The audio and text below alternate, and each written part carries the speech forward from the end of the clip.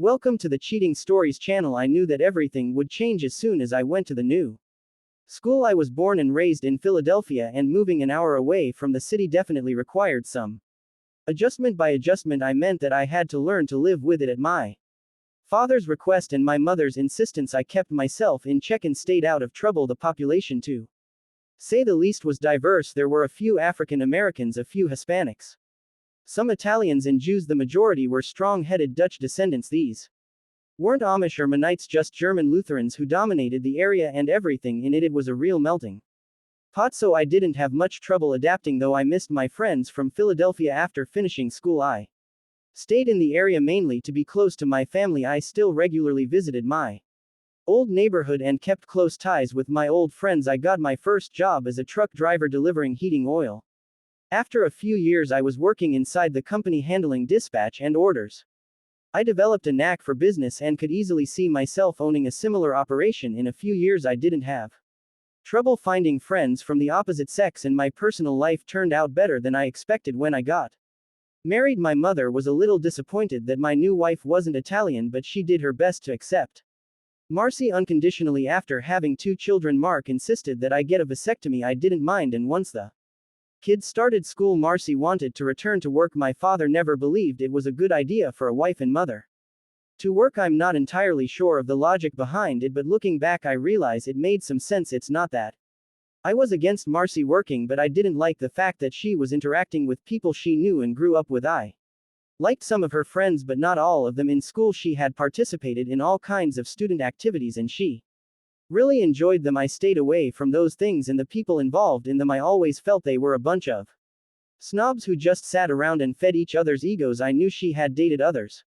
before I met her, just as I had dated before we were together. We never really talked about what we had done in the past. It wasn't a rule or anything, it just happened that way. We had been married for about 10 years when our relationship started to fall apart. Marcy worked in the claims to department of a national insurance company. I began to worry when she started working overtime and on weekends. 6 months later, when a seminar came up, I realized I had to do something about it. Tony, I just don't understand what the problem is. It's only for 3 days. I've already spoken to your mom and she's agreed to watch the kids while I'm gone. You'll be home in the evenings. I know you can cook for yourself. I couldn't believe she had the nerve to ask me in the first place who's going to this seminar. She seemed to brighten up a little when I asked. 6 girls from the department, Betty Klink from HR and Rodney. I smiled when she said his name. I was surprised she didn't realize that I knew all about her special lunches and evening meetings with her immediate supervisor, Rodney Foot. Rodney and Marcy had grown up together in school. He was one of those guys who participated in all the clubs and activities except sports. Do you take me for a foe? Marcy, I don't understand. What are you talking about? I've known about you and Rodney for 6 months now. If you think I'm going to let you go away with him for 3 days, you're out of your mind. Tony, what are you saying? Rodney is my boss. There's nothing between us. I would never even think of betraying you. You know that. I glanced at the empty Budweiser can in my hand and slowly got up from the chair. On my way to the kitchen, I crushed the thin aluminum piece in my hand and tossed it into the trash. I missed, but I didn't bother picking it up. A new can hiss as I opened it and sat back down. Marcy just sat there waiting for me to respond. You're the mother of my children, and as a mother, you're doing a good job. That's the only reason I haven't thrown you out. I spoke to my mom and explained everything to her. She said I should stay firm and hope you would end this for the sake of the kids. If I leave you, the court will give you my kids. I can't let that happen. Did you tell your mother that I'm cheating on you? No, a woman from the church told her. I just didn't deny it when she confronted me. You can't be serious. I don't believe you. Why are you saying all of this? I took a big sip of my beer and smiled. Rodney lives at 321 David Drive. It's only 3 blocks from your office. You usually go there with your boss 3 times a week and you stay there for almost 3 hours each time. What are you doing at his apartment for 3 hours? After you explain that, maybe you can tell me about the overtime you've been putting in at work. Did you know the cleaning lady from your office also goes to church with my mother? Her eyes filled with tears and her lower lip trembled. As long as you don't publicly disgrace me or my family, I won't take any action. If that changes, all bets are off. You can leave or stay, but you will never take my boys from me. She was clearly upset when she jumped to her feet. Damn you, Tony, I hate you, you spaghetti-eating bastard. With that, she ran out of the room crying. It was the first time she had cursed at Me and the first time she made a derogatory comment about my background, her Dutch side had finally shown itself.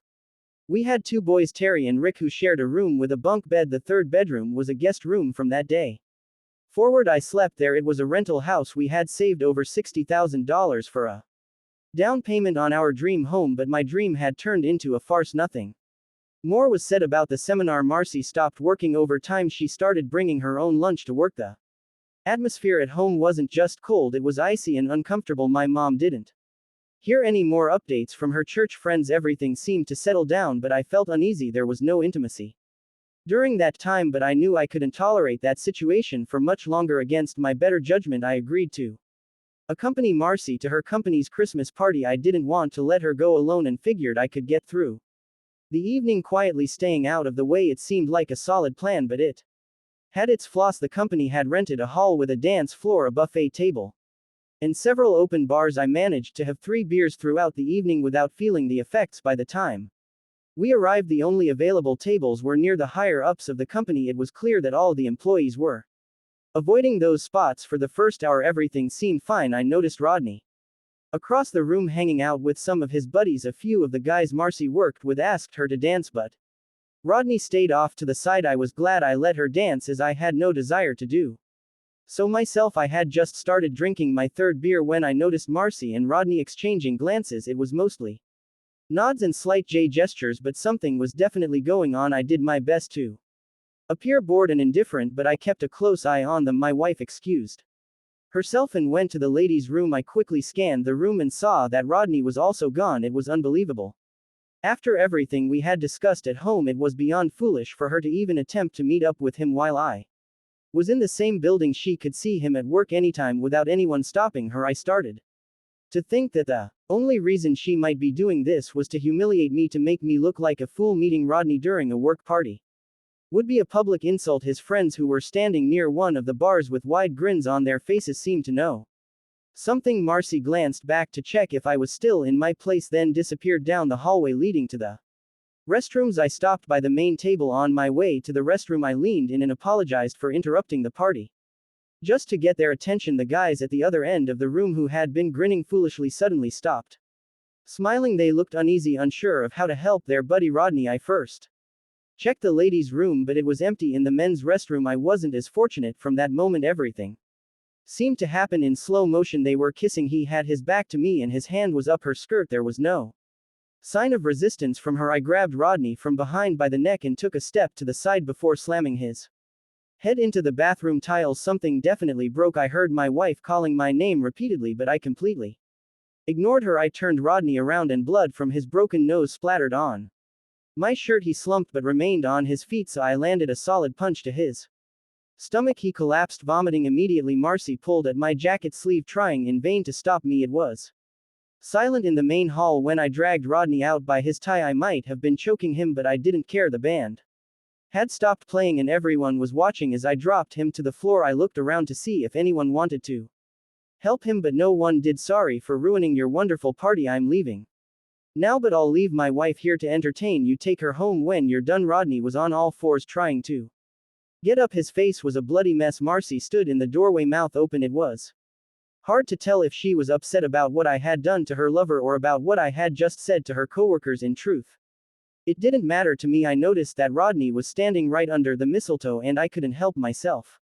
Before leaving, I gave him a kick he would remember for a week. He immediately collapsed forward, hitting his face on the floor again. It must have hurt. No one said a word. I called my mom from the car and asked her to pick up the boys. Leaving town for a few days seemed like a good idea, and I didn't want to leave the kids with their mother. I was sure she wouldn't be able to take proper care of them. As I drove, I made plans without really knowing what I would do or where I would go. My boss didn't mind giving me a week off. By the time I got home, Mom and Dad were already there. After paying the babysitter, I helped the boys pack. My bag mostly contained socks and underwear, but I threw in a few shirts and pants just in case. Before leaving, I took the money box from the basement rafters. Banks were paying less than percent on savings accounts, so I decided to keep the money at home. I know it's not wise to keep $62,000 in cash at home, but I guess that's something I inherited from my mom. She used to keep large stashes of supplies all around the Kitchen. I was just turning off the lights when a taxi pulled up and Marcy got out. She came in and sat quietly on the couch. She looked more concerned than angry, more upset than scared. I told you. There was only one rule: don't humiliate me or my family in public. You just couldn't resist, could you? I waited a bit for her to start crying, then walked out the door. It was just after 9 when I hit the Schuylkill Expressway. Damn, the party hadn't lasted long, at least not for me. I decided I would spend a few days in Atlantic City before heading back home, but first I needed to see my old friend. SS owned a diner in the old neighborhood. It wasn't one of those flashy places you see in travel shows about Philadelphia, but more of a convenience for the locals. His main income came from other ventures that most of us either ignored or quietly participated in. He lived upstairs and worked in the back room. It felt like the old days. After I explained my situation to him, he agreed to help me. Tony, this is going to cost you 20 grand. Are you going to handle this yourself, or should I set up an alibi for you? I've thought it through. No problem. Do you want things to get messy or stay quiet? Clean, no mess, nothing. You're going to need to be away for a few days. Have you made any plans? No, I was thinking about heading to Atlantic City. How about 6 days and 7 nights at the TSH hotel? What are you talking about? I've got some future plans. I think it'd be good for you. Sounds tempting. You going alone? Tony, yeah, this all happened spontaneously. I didn't have time to invite anyone along. You shouldn't be alone. You need someone to confirm you were there. Hold on a minute. Picked up the phone and dialed a number he clearly knew well. Carla, it's S. Get yourself ready and bring yourself over here. There was a brief pause. No, nothing like that. You're going on a vacation. He chuckled as he hung up the phone. Tony, do you remember Carla, my brother Michael's oldest daughter? Yeah, the chubby little girl with dark brown eyes. I remember. She was always laughing. How old is she now? Smiled when I remembered his niece. She's 23 now, Tony. And she's not chubby anymore. Suddenly I realized that Carla was going to accompany me on this trip. I felt a bit awkward since she was S's niece, but well, he had arranged everything. Tony, do you have a credit card? I've got 2 of them. I was planning to cancel them on Monday morning. No, don't do that. I want you to use those credit cards as much as possible. Dining out, room service, maybe even some cash advances at the casino. But don't go overboard. You need to leave a trail to prove you were there. Space out the charges so it doesn't look like you could have snuck back home. It might cost you a couple thousand, but that's cheap insurance. Knew his business. Everything made sense as I was processing all of this. Carla walked in. Tony, I haven't seen you since you moved away. You're looking good now. I understood why had been smiling. Carla was stunning. She had those striking dark eyes, and the childhood chubbiness she once had seemed to have shifted to her figure. In my awkwardness, I nearly knocked over my chair when I stood up. Tony needs someone to keep him company in Atlantic City for a few days. Are you up for it? Asked. Her mood seemed to shift slightly when he said that. Aren't you still married? She asked, directing the question at me before I could respond. Jumped in. His marriage is over. Carla, Tony just needs some company right now. I knew you always liked him, so I thought of you first. I'm not going to break up anyone's family. It's unfair of you to ask me. Besides, I'm not one of your girls. Why don't you send one of them instead? I'm not expecting you to sleep with him. Just keep him company and help him forget his problem. Carla had a puzzled look on her face, as if she had just realized something. She wasn't just beautiful, she was sharp too. I'm sorry, she said, glancing between and me with a slight smile. I'd be happy to go with you, Tony, but you have to promise to buy me some saltwater taffy. Now we were all smiling. Give me about an hour to get ready and don't let him drink anything. I don't want to be traveling with a drunk. I think I saw her wink at me as she went to gather her things while Carla was gone. And I resumed our conversation. He gladly accepted my $20,000 and promised complete satisfaction. The trip to Atlantic City was uneventful, except that I had to tell Carla in detail about the problems I was having with Marcy. Her only comment was, "Oh, the poor kids." Carla frowned when she saw the 2 beds, but luckily she didn't notice my quiet chuckle. I was almost certain that by the end of the week we'd only be using one of them all. In due time we did some light gambling but didn't go overboard. I was smart enough to know that in the end, the house always wins. Carla was happy playing the quarter slots and I was just looking for ways to pass the time. We spent more time eating and walking along the boardwalk than anything else. Of course we went to all the shows in town. The first night I acted like a true gentleman, but by midday of the second day things had heated up between Carla and me. My mom had been right. I should have married an Italian. It felt natural and I didn't feel like I was doing anything wrong. On the 4th day we were Getting ready for dinner when we had visitors. There were two of them, not in suits but in casual jackets. Tony Randazzo. I'm Ray Fritz and this is my partner Rupert Marks. We're with the Special Crime Unit from Berks County. Can we have a few minutes of your time? Carla came out of the bathroom in her bride panties. She glanced at the two men, then walked over to the bed to grab her robe. She seemed a bit embarrassed but understood they were likely here to see me. Can you give me an idea of what this is about? I asked. We'd like to talk about your relationship with Rodney Foote. I didn't have a relationship with Rodney Foote. My wife did. For some reason they seemed a bit uncomfortable. Fritz did all the talking while RERT was busy staring at Carla. We understand that, Mr. Randazzo. We also understand you had an altercation with him last Friday at the company's Christmas party. Why are you asking? Is he pressing charges? No, he's gone missing and we were hoping you might help us find him. Gentlemen, before we go any further, I'd like to have someone from the Atlantic City Police Department present, and I don't mean someone in a blue suit. If you can't arrange that, I'll need a lawyer. My lawyer is from reading. They didn't respond to immediately. Carla, get dressed. We're going to dinner. Sorry guys, but we have a reservation for 6 o'clock. The steaks at Safari are fantastic. I'll probably be back home this Friday. Do you want me to come in and talk to you then? They looked a little stunned. Why do you think something happened to this guy? Maybe he just left town for a while. I asked. The taxi picked him up on Sunday morning when he checked out of General Hospital and no one has seen him since. Carla finished getting dressed and I was putting on my jacket. All right, I've been here since Friday evening and the hotel staff can confirm that. Now if you'll excuse us, we're off to have some steaks. Do you have any more questions? Yes, but they can wait until Friday. We'll expect you then. I simply nodded and gently showed them to the door. We all took the elevator down together without saying another word.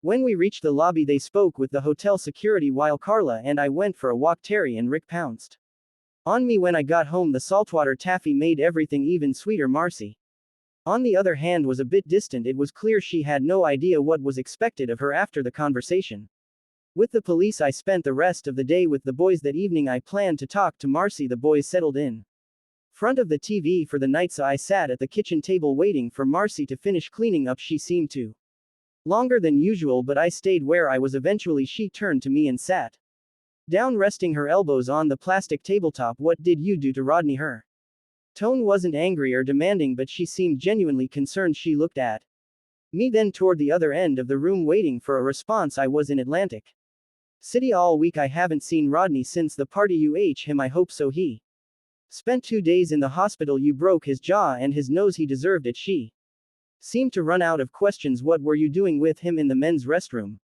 I waited a few seconds, but she didn't answer. Why did he put his hand under your skirt? Still no response. Marcy wrung her hands and stared at the tabletop. Why aren't you at work, and why are the kids home on a school day? I had to quit my job. I couldn't go back there again. I pulled the boys out of school because your mother said you might be home today.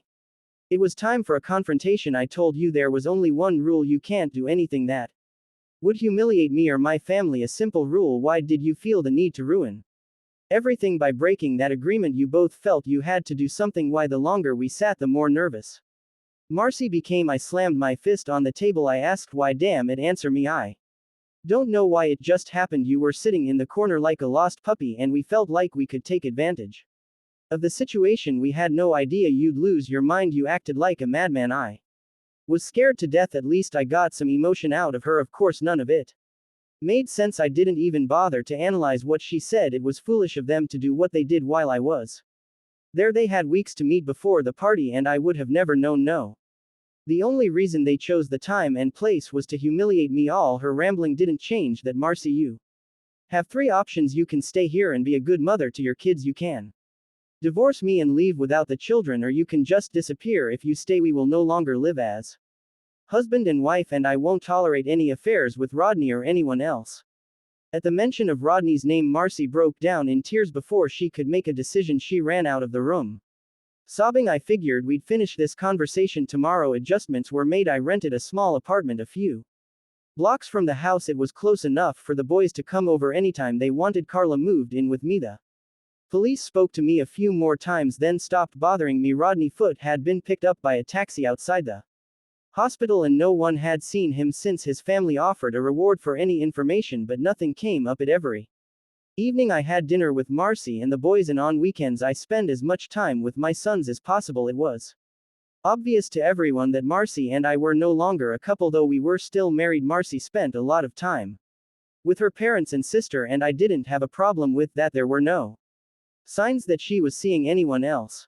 She quit her job right after the Christmas party and didn't seem interested in finding another one. We never finished the conversation we had on that first night. When I came home, she played the role of a good mother. The house was always in order, the boys were well fed, and they wore clean clothes. I took care of the lawn and handled the household chores every week. Marcy received $200 for groceries, household expenses, and her personal needs. I always asked if she needed more, but she always declined. We no longer had credit cards for Thanksgiving and Christmas. The boys and I spent time with my family. Carla usually joined us. Marcy spent the holidays with her family, but she spent Christmas Eve with the boys. Whenever Terry or Rick tried to talk about the relationship between their mother and me, it became awkward. We both refused to discuss it with them. I appreciated that on her part, but what could she say? This farce continued for years. Of course, my brief explanations don't capture everything that was really happening. There were constant complications and disagreements, but we managed to get through them. At first,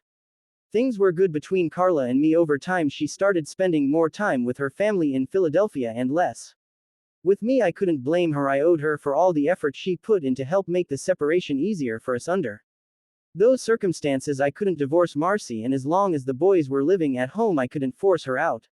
These were limits I had imposed on myself, but I forced myself to stick to them. I hated the whole situation, but I couldn't think of an alternative. The boys, however, eventually did. Terry was 16 when everything finally came to a head. A new student at school who was a relative of my wife's former lover insisted on provoking Terry about the situation. This was the first time it had happened, and he wasn't prepared for it. Rodney's nephew ended up in the hospital, and I had to pick Terry up from school. He was suspended for 2 weeks and faced potential charges for assault. Unfortunately, Rick was there when things escalated and insisted on trying to help his brother. As a result, he lost 2 teeth but earned his brother's admiration for the effort. Marcy met us at the door when I brought the boys home. Terry immediately started yelling at his mother for not telling them what had happened years ago. Marcy didn't defend herself, she just stood there and listened as her eldest son expressed his anger. I left them alone and took Rick to the dentist. Rick didn't seem too upset about losing his teeth, but I wasn't thrilled about the upcoming dental expenses. When we got back home, Marcy was gone. Her car was still there, but that was it. Terry said she just grabbed her purse and left. She didn't say a word to him or offer any explanation. I took a week off work to try and sort things out. Marcy's parents and sister refused to even speak to me. A week went by and I still had no idea where she was or what her intentions were. Carla and I moved into the house. At first it felt awkward sleeping in the same bed, but the boys adjusted to it much easier than I had imagined. Everything that belonged to Marcy or was associated with her disappeared from the house one day while I was at work. I had no idea what Carla did with it, and I never asked. Carla took over all the responsibilities that Marcy had previously handled. I got her a few credit cards to make things easier. It was strange that I trusted my girlfriend more than I ever trusted my wife. I sold Marcy's car and bought a new one for Carla. Family gatherings became much less tense under the new circumstances. Carla was much happier and my mom was thrilled. Terry and Rick had no more issues at school, and Rodney's nephew never returned. Finally, everything seemed to settle down, though I was still technically married. I waited 2 months before going to the police to report Marcy is missing. In reality, I filed her as a runaway spouse, intending to use this report when filing for divorce, citing abandonment. I waited another 2 months and then filed the divorce papers. She had to be gone for a full year before the divorce could be finalized. I had everything planned in advance. Family life returned to normal. Terry and Rick grew attached to Carla without any issues. They never called her mom, always just Carla, but that was fine. We felt more like a family than we had in years. Then out of the blue, I was officially granted the divorce. I was a free man. 2 weeks later, Carla and I drove to Elton and got married. We were a family again. Terry graduated from high school and joined the Air Force. A year later, Rick decided to attend Toledo University. Everything happened so fast. Soon it was just Carla and me. We never heard from Marcy again. My parents moved to Ocala and made everyone promise to visit at least twice a year with nothing tying us down. Carla and I moved back to Philadelphia after graduation. Rick opened a Trini butcher shop in Westchester. We saw him a few times a month and he always had something exciting to show us. About a year later, One of Carla's nieces was getting married, and of course we had to attend. An Italian wedding is a big event. By big, we mean lots of people, mostly family, but also plenty of freeloaders looking for drinks and free food. It didn't matter. Because there was plenty to see and enjoy, we were sitting with friends enjoying the evening when I noticed Carla seemed a bit nervous. I saw her glance around a few times as if she were looking for something. I threw a few quick glances myself and didn't see anything unusual. I forgot about it until my wife, after excusing herself, got up to go to the restroom. Something felt off. I watched her walk to the far end of the room where she met one of her old friends. There was a lot of chatting and a bit of showing off, but everything seemed to be going smoothly. Carla never made it to the restroom. Instead, she approached one of S's assistants. She gestured toward the table where her friend had just been. At the table sat 3 guys and 3 girls. The guys looked like they were trying to act tougher than they were, while the girls were overdressed and looked out of place. Carla returned with a thoughtful but confident expression on her face. Tony, we've got a bit of a problem. I figured that from the way you were walking around the room. Care to explain? Listen, you need to stay calm. In a few minutes, one of the guys at Gina's table is going to come over here and try to provoke you. What do you mean by provoke? He's going to say something offensive about me to get under your skin. When you go outside to fight him, all 3 of them will jump you. What am I supposed to do? Let him get away with it? Play along with him at least until Bobby V and the other guys get into position. You might have to deal with one of them, but that'll be the worst of it. What do you mean by play along? Let him insult me and then agree with him. If he calls me a name, ask him how much he's willing to pay. Something like that. Whatever you do, don't let him get under your skin. What led to all of this? What did I do to these guys? Look at Gina's table. Yeah, see that woman with the short platinum hair? Yeah, look closer. Holy crap. That's Marcy. What the hell is Marcy doing here? Marcy's boyfriend is somehow connected to the bride. Looks like she's still angry at you and convinced him to set you up when she realized you were here. I think she's out for revenge while you and Sal's guys handle things. Gina and I will have a talk with Marcy in the restroom. It won't be pretty. I didn't like where things were heading. This was a wedding. The young bride would remember this night for the rest of her life. It wasn't fair for a couple of thugs to ruin everything. 10 minutes later, I noticed the guy with Marcy stand up. I stood up too and apologized to everyone at the table. Carla gave me a strange look but seemed to understand. I casually made my way over to the Cidefier exit where everyone wanted to smoke. The guy nodded and 2 others got up to follow him. What they didn't notice were the 3 guys who approached them from behind, coming from the back of the bar, holding baseball bats they had stashed behind the counter. There were about 6 guys smoking by the fire exit. When I told them to clear out, they left without argument. I guess there was a certain firmness in my voice. I walked about 20 steps from the door, stopped and turned around. The 3 guys came out smiling.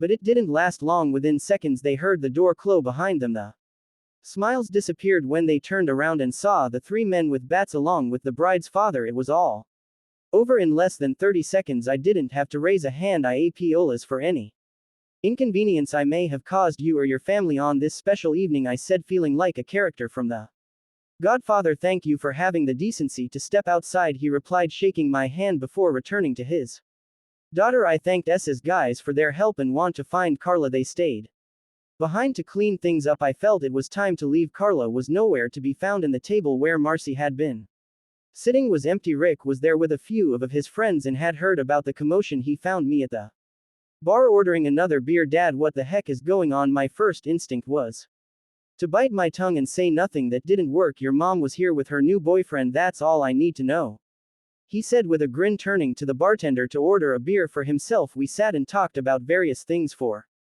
about an hour. Finally, Carla appeared looking a bit disheveled. Where have you been? She gave me a SCE smile. Gina and I had to take your ex-wife to the hospital. She wasn't feeling too well. Rick and I couldn't help but laugh. Tony, can we go home now? It had been a long night, but it was a lot of fun. We never saw Marcy again. Carla and I are still together, living in the old neighborhood. Life is good. Thank you for listening until the end. See you in the next episode of Cheating Stories. Take care of yourself and your loved ones. Goodbye.